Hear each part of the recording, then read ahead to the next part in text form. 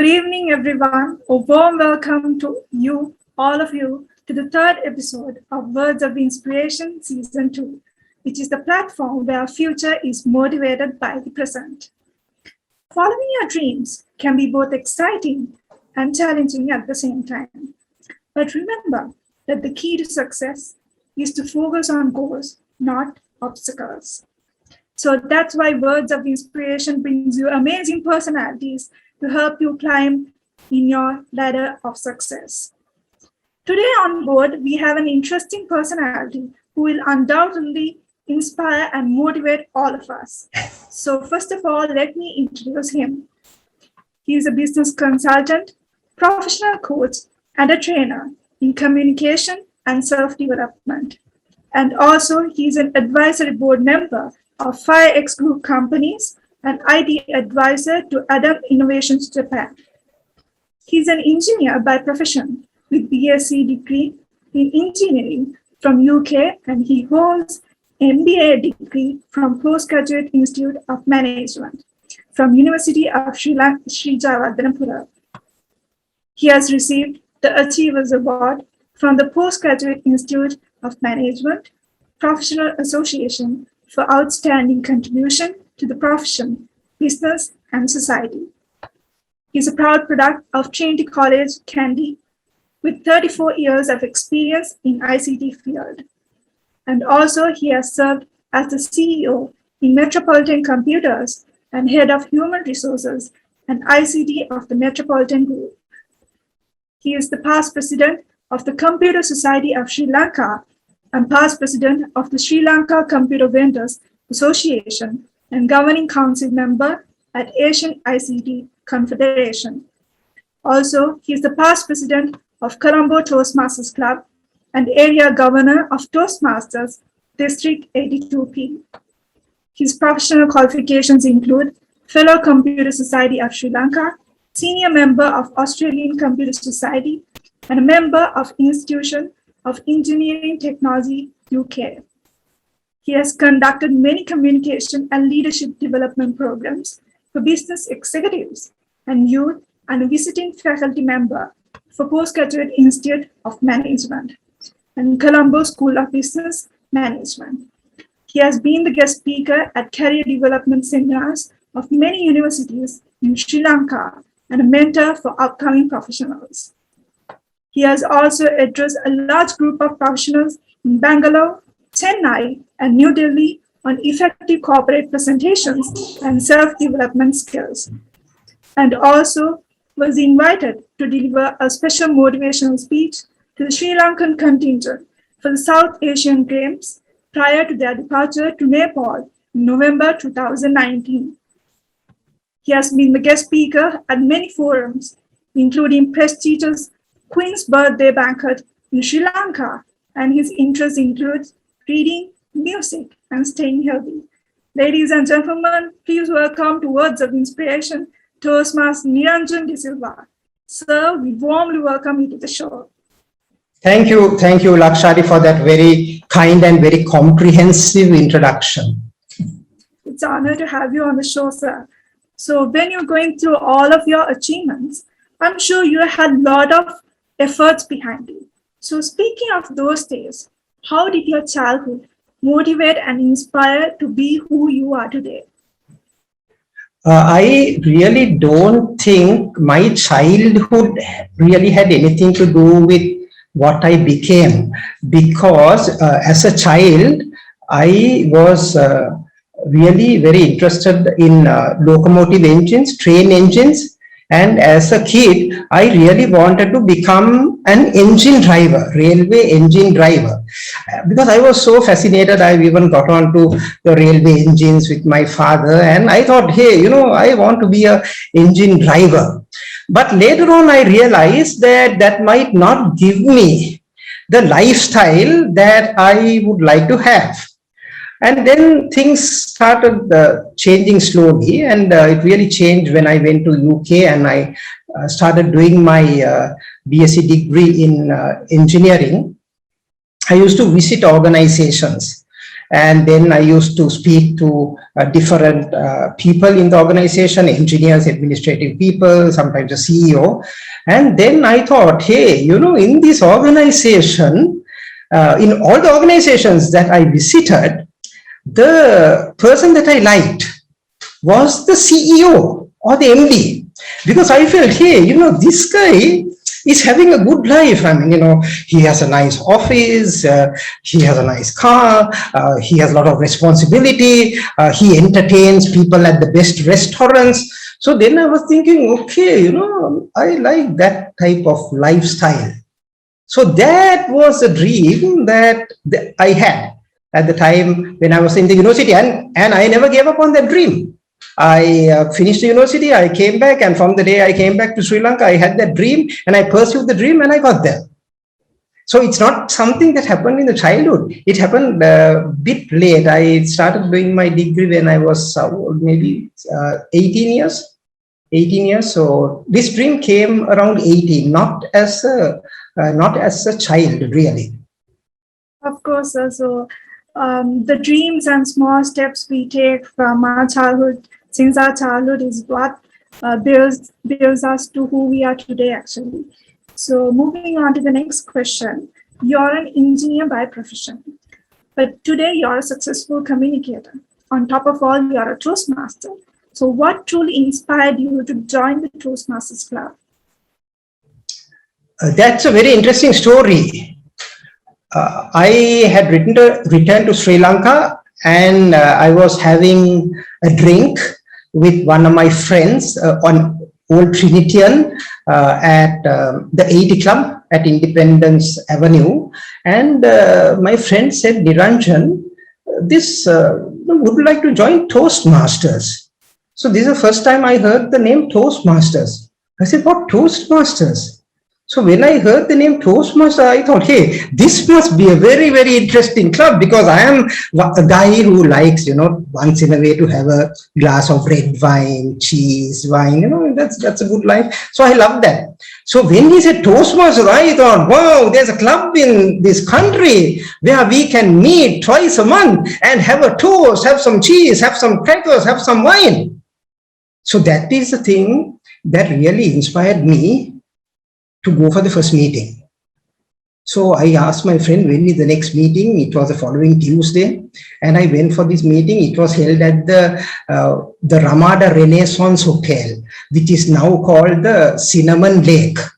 So I went and I sat down, and this round robin was going around, people are picking up words, speaking, and I was a bit confused. So I asked the person next to me, what is this? He said, no, this is, it's called round robin. You just pick up the last word spoken by the previous speaker and then speak for another 20 seconds. So I thought, okay, I mean, that's not much of a challenge because I had got involved in, debates and oratorical contests in school as well as in my university in the UK. So I thought, okay, that's not a major problem. So I passed that through. Passed the round robin, and then they started table topics, prepared speeches. And while doing that, I was trying to see, hey, where is this, the wine and the cheese and all? There was nothing. But I stayed till the end of the meeting. And I was so impressed with the speeches that were delivered for both the table topics, impromptu speeches, and the prepared speeches. They were so well delivered, so crisp, and from every speech, I learned something. The meeting finished, and at the end of the meeting, the president at that time at the Colombo Toastmasters Club, ATM, Able Toastmaster Halim Gauss, who also was my mentor. He's one of the best Toastmasters in this country. He is about 92 years old, but still very alert. I was very fortunate to get him as my mentor, where he really built me up. He was the president, and at the end of the meeting, he comes as the president, and this was a fantastic meeting. But Halim comes and says, I am not very happy at the way this meeting was run today. So I was thinking, wow, what is this guy? I didn't know who the person was at that time. I was thinking, what is this guy not being happy about this fantastic meeting? And then he said, I am not happy because today's meeting started 4 minutes late. 4 minutes late. Then I was thinking, wow, I was thinking whether I'm in Sri Lanka. Because there were so many meetings I attended before that, which started 1 hour late, 30 minutes late, 40 minutes late. Nobody made any issue. And here is one meeting where a huge issue is being made. The fact that the meeting started 4 minutes late. When I heard that and the general evaluation which followed the meeting, I thought, wow, toast or no toast, I am going to become a Toastmaster. And the rest is history. Now I think I'm a Toastmaster for nearly, how many years? 30, maybe 31 years? Because I was a small boy when I joined Toastmasters. So that's my Toastmaster story. Wow, so that was inspiring and was so interesting to listen on. And I think that's a great advice to all of us and our audience who are willing to join Toastmasters and, as well, that you had a great experience with that, I'm sure.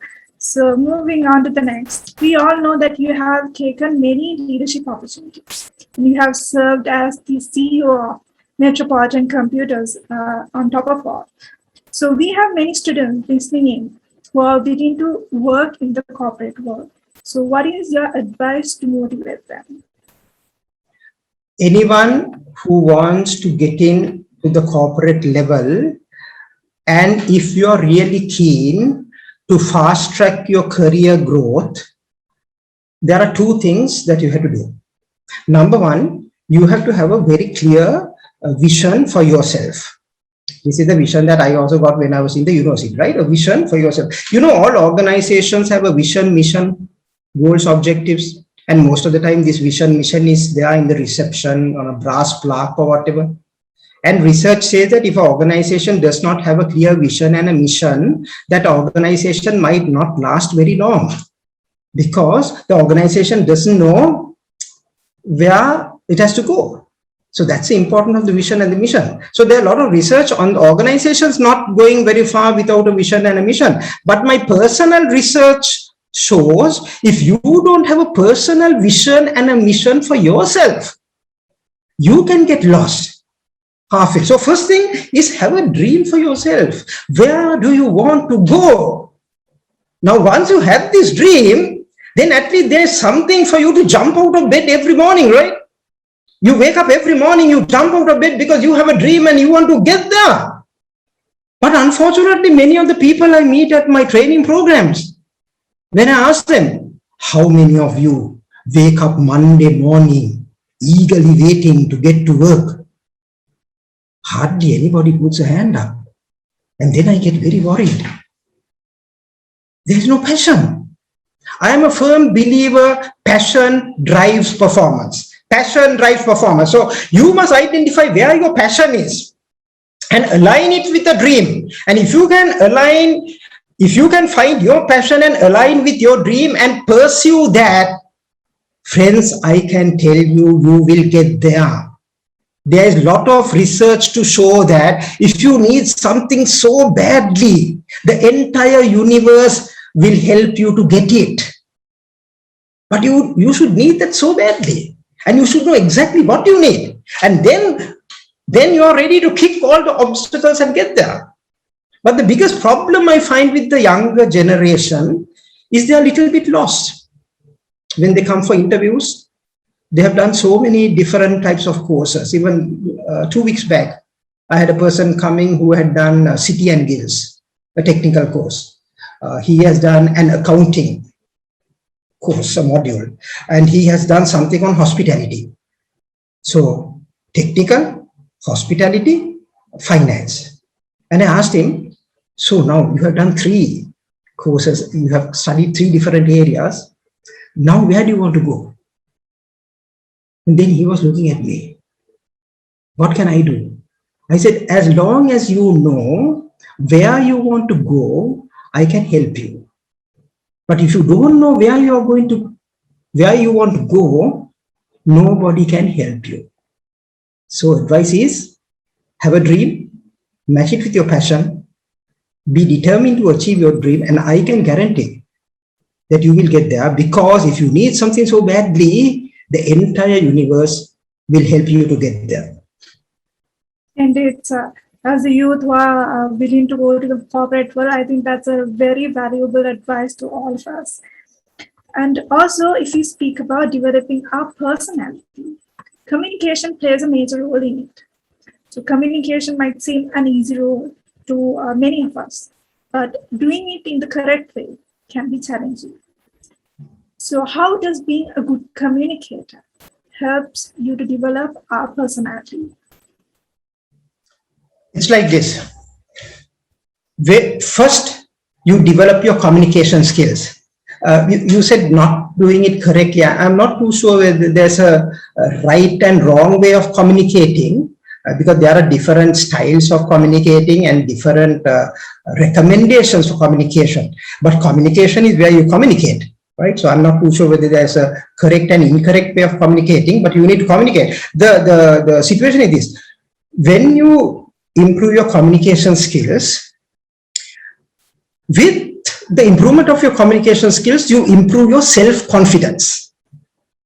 And when that self-confidence comes, with the self-confidence comes leadership skills. So even Toastmasters, we have the tagline, where leaders are made. But we can't make leaders immediately. How do we make leaders? First, we help people to develop their communication skills. When they develop their communication skills, with that they develop their self-confidence. And with that self-confidence, they develop the leadership skills. So that's what we do at Toastmasters. Now let's look at what are the top 3 soft skills that corporates are looking for today. I would also like to tell you, even if you get a world-class qualification, like a first-class honors degree and an MBA, when you go up your corporate ladder, that educational qualification, even if it's a world-class qualification, it is only worth 20%. 20%, nothing more, right? Because I mean, recently I was having an argument with a German guy because they are setting up a multinational company here. He said, Mr. Niranjan, you know, world-class qualification, only 20%. Nothing more, because you know, this qualification, you know, it only opens the door. If you have it, you can come in. If not, you can't come in. But once you come in, it is definitely not worth anything more than 20%. Then the question is, where does the balance 80% come from? The balance 80% comes from what I would say soft skills. They are looking at your soft skills. That hard, the academic, all the qualifications, everything that you have, what is the hard skill is 20%. 80% is your soft skill. Now, what are the 3 soft skills, the 3 top soft skills that they're looking for? Number 1, leadership skills. Can this person come up to a leadership position in the organization? That's why all of you want to get to, right? To become a leader in the organization. Now, what is the foundation to becoming a leader? If you're a leader, you should have followers. Some people think they are leaders, but they look and then there are no followers. If you have no followers, then you might think you are a leader, but I don't know whether you are a leader. But if you're a true leader, you have followers. And to get followers, you have to inspire people. You have to inspire people. You have to breathe life into people. That's how you inspire people, and you get followers and they say, wow, what a leader, and we work with that leader. Now tell me, to inspire people and breathe life into people, what is the most important skill that you need? It's a communication skill. Without communication skill, you cannot inspire people, you cannot breathe life into people. So the foundation to becoming a leader is communication skill. Then they are looking at motivation skills. Can this person motivate the entire team to achieve a higher level of performance? Motivate. Whether you motivate your team or whether you demotivate your team entirely depends on your communication skill. If you communicate in the right way, you know, fantastic performance, Niranjan, this is great, but you know, with your potential, we can expect more in the years to come. You'll get motivated. But you have a great performance for a month or whatever, and your boss comes and says, hey, Niranjan, last month, good performance, no? Try to do better next month. Demotivated. So foundation of motivation skill, again, is communication skill. Third soft skill that they are looking at, team working skills. Team working as a team leader, how this is defined in multinational companies is, if you are a team leader, can you synchronize the team to achieve the team objectives? Ladies and gentlemen, I can't think of any other way other than exceptional communication skills if you want to synchronize the team to achieve the team objectives. Because to synchronize your team, each team member should be crystal clear what is expected from him or her. And once we all do our part of the assignment or the job, what is the ultimate result that we are getting into? Again, in my opinion, foundation for team working skills, communication skill. So foundation for leadership skill, communication skill, foundation for motivation skills, communication skill, foundation for team working skills, communication skill, and that is 80% of your net worth. Of course, sir. I think communication plays the biggest role in developing our self-confidence, as you mentioned, and plays the biggest role in developing our personality as well. So speaking about Toastmasters, you have been president of the Colombo's Toastmasters Club, which is one of the biggest achievements that one could achieve. So how does being a Toastmaster help you in your day-to-day life? Toastmasters helped me significantly to improve my managerial capabilities. Because when I became the president of Colombo Toastmasters Club, I think at that time I was a general manager of my organization, right? And my degree, my first degree is in electronic engineering, and now I'm managing a company as general manager with about 200 people. When I joined Toastmasters, and I played several roles in the club. I was the treasurer, I was the secretary, and I was the president. At that time, when you become an office bearer of a Toastmasters Club, you get a set of manuals from the United States of America, from Toastmasters International. Now it must be some soft copies that are being sent. When I went through those manuals, I feel they are the best job descriptions for any company. For example, if you are the president, my book said when I'm the president, if you are the president, this is what is expected from you. And that is what I really took back to my company and ran the company as a general manager and subsequently as a CEO. What I learned from Toastmasters International. So what I can tell you is, when you become an office bearer in a Toastmasters club, if you follow those instructions and the manuals that the Toastmasters International gives you, it is equivalent to being a board member of a multinational company, because it is so professional, it's world class. So I learned so much from Toastmasters on my managerial side. Then I thought I could communicate well, but the fine tuning of my communication skills came at Toastmasters from the advice given by my mentor Halim Gauss. I was not a very good listener at that time. At Toastmasters, I learned to listen, which was very helpful in the home front. So there were a lot of advantages overall from Toastmasters, from building your communication skills, building up your managerial capabilities, and improving your self-discipline. Of course, indeed, Toastmasters, I think, not only focus on speaking skills and communication skills, but also it helps to develop our personality and to go forward in life in itself. So, and it is no doubt that time is something that is very important to become successful, and we should learn to manage it very wisely. So how important is time management for a successful future? All of us have only 1,440 minutes for a day. All of us have only 1,440 minutes, right? Nobody gets more, nobody gets less. And this is one thing, once it's gone, it's gone. You can never take it back. If you lose some money, you can maybe earn it back. but time once gone, it's gone. So if you really want to fast track your career growth and develop your life, you have to use those 1440 minutes effectively. I did a small research when I was doing my MBA, and it was very clear. Almost all the business leaders in the country are people who really got the maximum out of the 1440 minutes. And most of those business leaders, they even had what they call the ROI on time, return on investment. I spent 30 minutes on this. What is the return? So even they are doing a ROI on the time spent. They are the top business leaders. So 1440 minutes is all you have. How do you balance your time? You have to balance your time for academic affairs, to learn something new, what the Japanese people say, Kaizen, continuous improvement, work-life balance.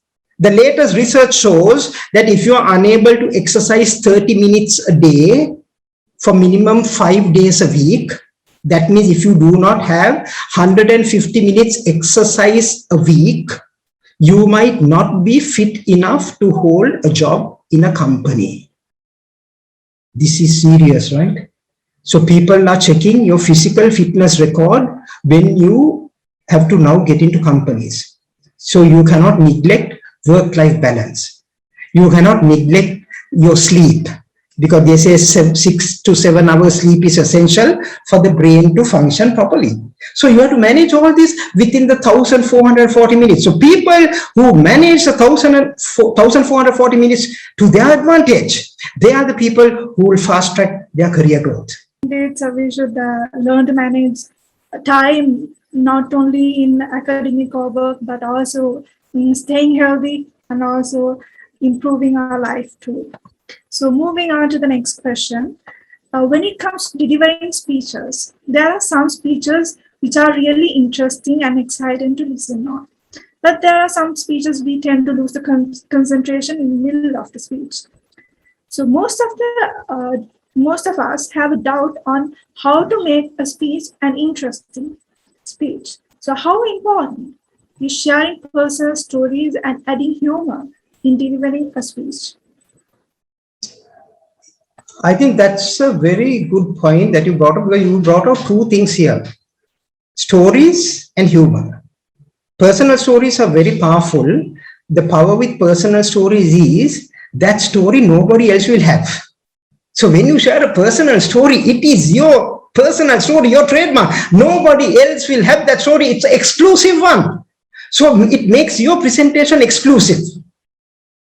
There was research done by London Business School 3 years ago, because London Business School got some feedback that the presentations done by the final year undergraduates of London Business School, they used to make presentations to corporate heads, and they found that even though they made several presentations, the retention level was very low. Retention level. So there's no point doing a presentation or no point doing a speech if nothing is retained there. That means it has not been very effective. So London Business School got a bit worried. You know, our guys are doing presentations, but the retention level is very low. So they did a research to see why is the retention level so low among the presentations done by the graduates of London Business School.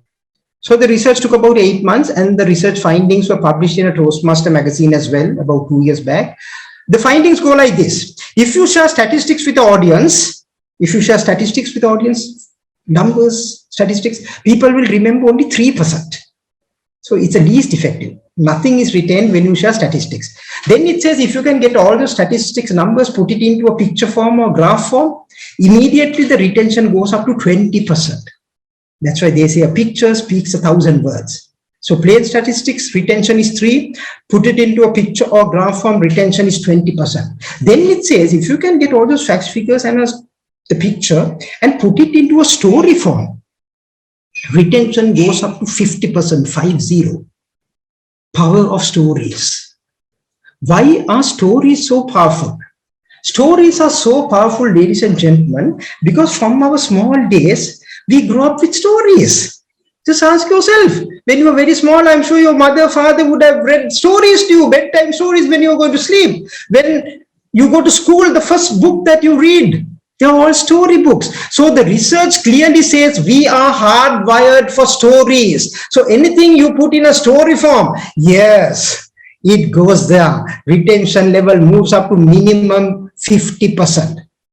And then it says, if that story is with a humorous flavor, retention moves up to 70 to 80%. Power of humor. Why is humor so powerful?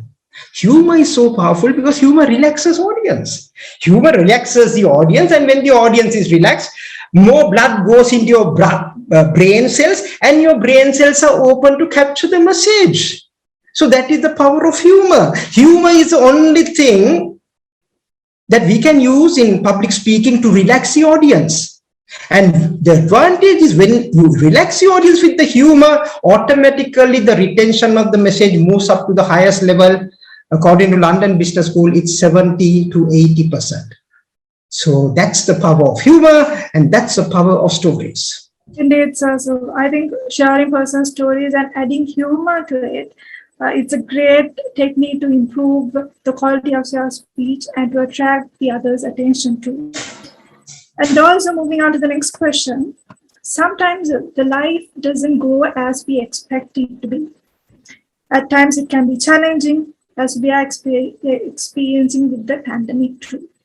So, sir, can you tell us how to stay positive and motivated at times like this? Whether you want to be positive or negative is entirely up to you. There's a lot of research being done on this. In fact, I was reading a book from Brian Tracy. He's a top management consultant in the US. And Brian Tracy says, if you wake up every morning, go to the closest mirror, look at yourself and say, I'm great, I'm great, I'm great. You become great. Similarly, you get up every morning, you go to the closest mirror, you look at yourself and say, I'm stupid, I'm stupid, I'm stupid. Yeah, you become stupid. Positive thinking. Who makes up this positive or negative mindset for you? You make it up. If you wake up in the morning and say, wow, is another great day. I have so much to do, so much to achieve, right? You're all motivated, charged up to achieve the day's results. You wake up in the morning and say, lockdown, what to do? Huh?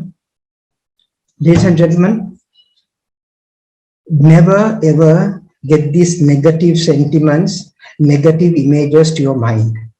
You are the only one who can have a positive mindset. Nobody else can bring a positive mindset for you.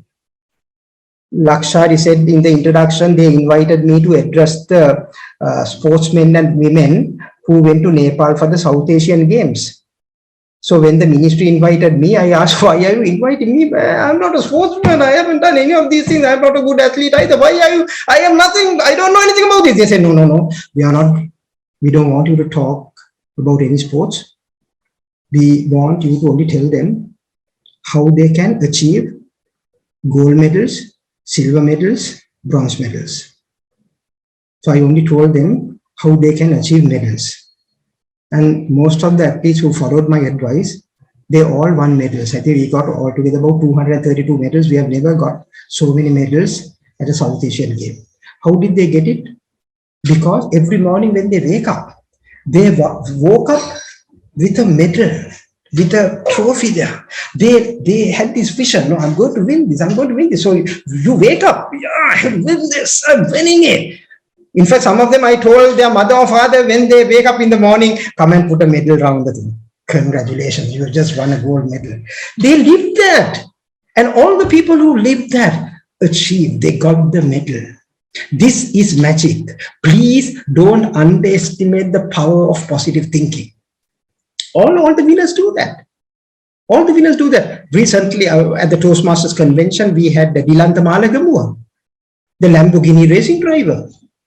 And he made a keynote address, and at the end of the keynote address, in the Q&A, a lady asked Dilantha, now assume you're on the racing track, you're in your Lamborghini, you're on the Lamborghini, you're about to start the race, you're on the racing track, and you're waiting for that red light to turn green to start the race. At that time, Dilantha, what is working inside you? What is working in your head?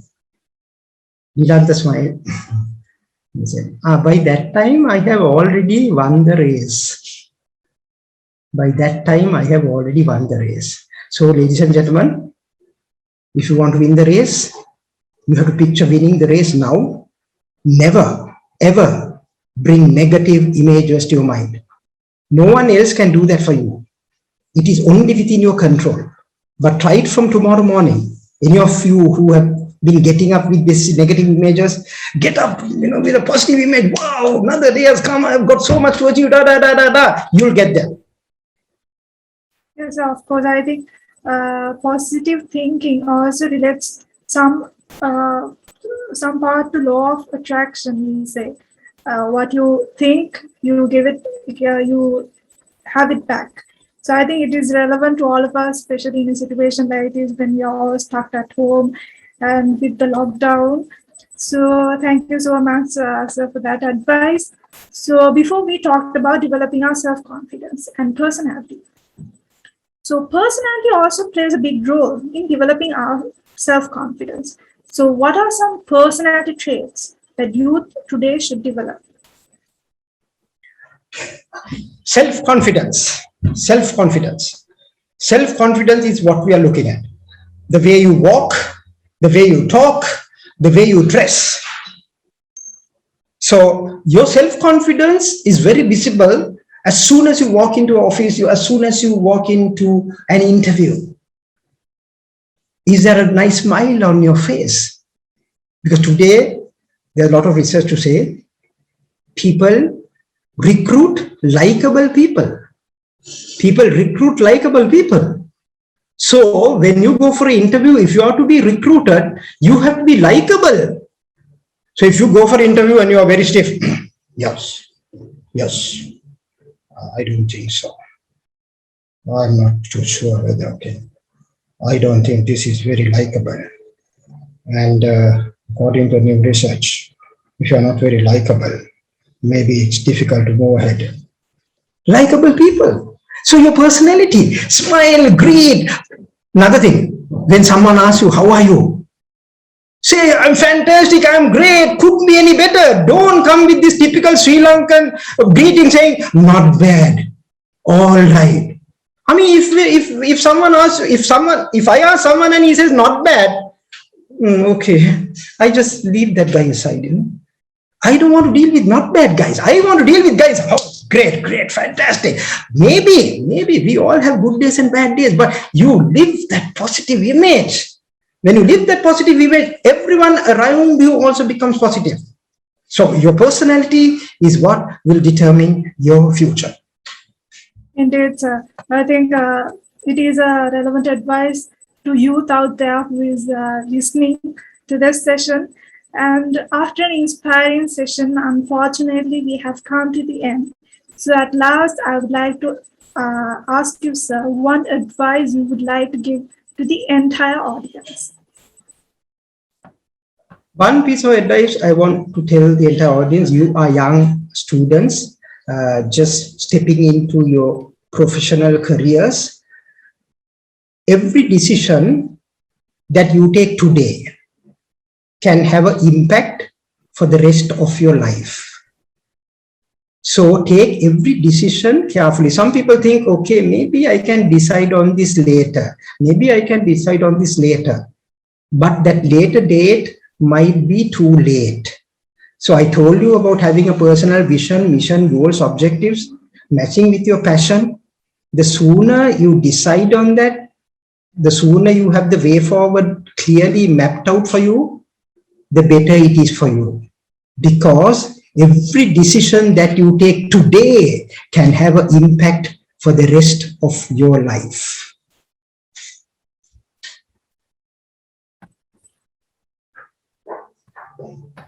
Thank you so much, Toastmaster Niranjan, for that wonderful advice.